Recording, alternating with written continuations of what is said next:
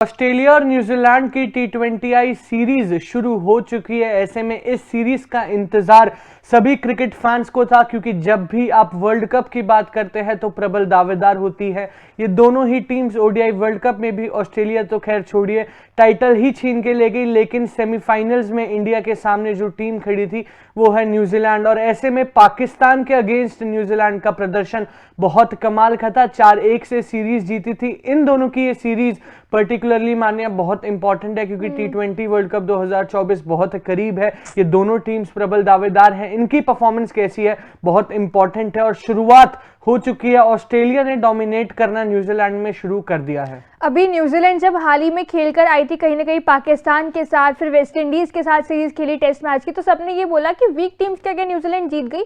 लेकिन असली मजा देखने का आएगा कि ऑस्ट्रेलिया के सामने जो चैलेंजिंग सिचुएशन होने वाली है, उनकी मेन टीम खेल रही है। जब दोनों टीम्स की स्क्वाड कहीं ना कहीं देखी तो ऑब्वियसली कहीं ना कहीं एक्साइटमेंट एक होने लग गई थी इस सीरीज की। आपको बताया तो 3 मैचों की T20I सीरीज आज शुरू हो चुकी है। पहला मुकाबला खेला गया और जिस यहाँ पे जो इंतजार था कहीं ना कहीं यहाँ पे उस मुकाबले को देखने के बाद लगा भी कि जो यहाँ पे इंतजार हो रहा था वो सही चीज का था, क्योंकि मुकाबला इतना रोमांचक हमें देखने को मिला।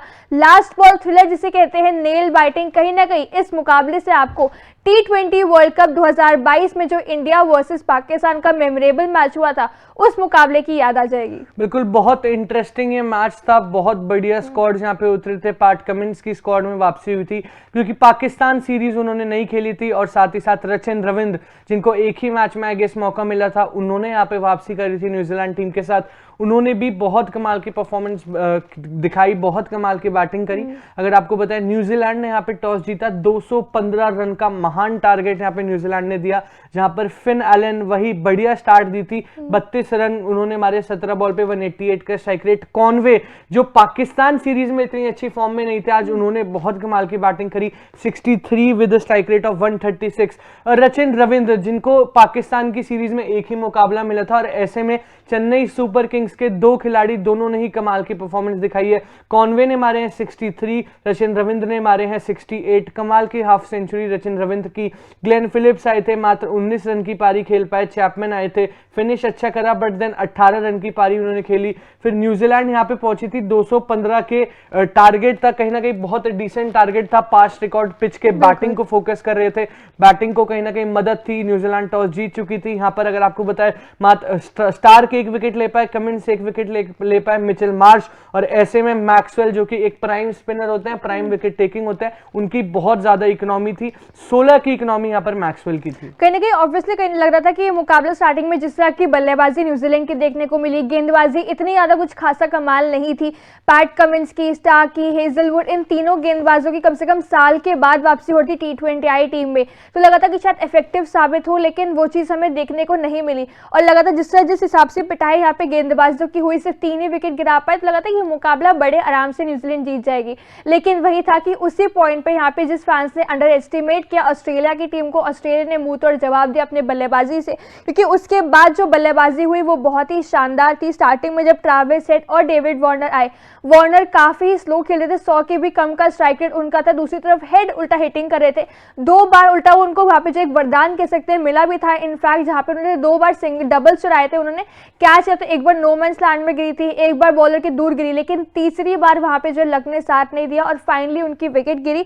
15 पे 24 बनाकर आउट हुए। डेविड वार्नर जो स्लो खेल रहे थे, सैंडर के आते ही 2 बॉल में 2 छक्के मारे, यहाँ पे 160 का स्ट्राइक रेट किया, और उसके बाद लेकिन अंत में जाके आउट हो गए 20 से 32 बनाकर।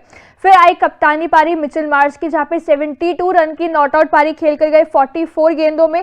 मैक्सवेल का छोटा सा कैमियो 11 पे 25 मारकर। फिर जॉश इंग्लिश का बस कहेंगे कि थोड़ा ड्रॉबैक नजर आया, 20 पे 20 T20I में आप एक्सपेक्ट नहीं करते हो किसी से भी, लेकिन उसके बाद जो बल्लेबाजी आई जिसने करी टिम डेविड, जिनके सिलेक्शंस पे क्वेश्चन उठाए जा रहे थे, प्रूफ किया कि क्यों उनकी जगह बनती थी। 10 पे 31 नॉट आउट विनिंग रन, आखिरी 2 ओवर इन्होंने खेले और मुकाबला इन्होंने कहेंगे कि जिताया है अंत में जाके। बिल्कुल, और 310 का स्ट्राइक रेट था टिम डेविड का। एंड तक भी जो मैच लग रहा था कि क्या पता न्यूजीलैंड निकाल ले जाएगी, क्योंकि 8 बॉल पे 28 कुछ रन चाहिए थे। वहां पे टिम डेविड ने मैच विनिंग पारी, और माननीय बहुत इंटरेस्टिंग थी इनकी बैटिंग डेप्थ। वहां पर मैथ्यू शॉर्ट खेल रहे थे, टिम डेविड खेल रहे थे, जॉश इंग्लिश, तो आज डेप्थ थी। कमिंस भी बैटिंग कर लेते हैं ऑस्ट्रेलिया एक टीम के पास, लेकिन 215 जो किसी को नहीं लगा था चेज होने वाले हैं, ऑस्ट्रेलियाई टीम ने चेस कर दिए। बॉलिंग में बताएं मिचेल सैंटनर जो पाकिस्तान सीरीज में भी कमाल की बॉलिंग कर रहे थे, उन्होंने वहां पे 2 विकेट ली। लॉकी फर्ग्यूसन की वापसी, उन्होंने 1 विकेट ली। एडम मिलने ने 1 विकेट ली।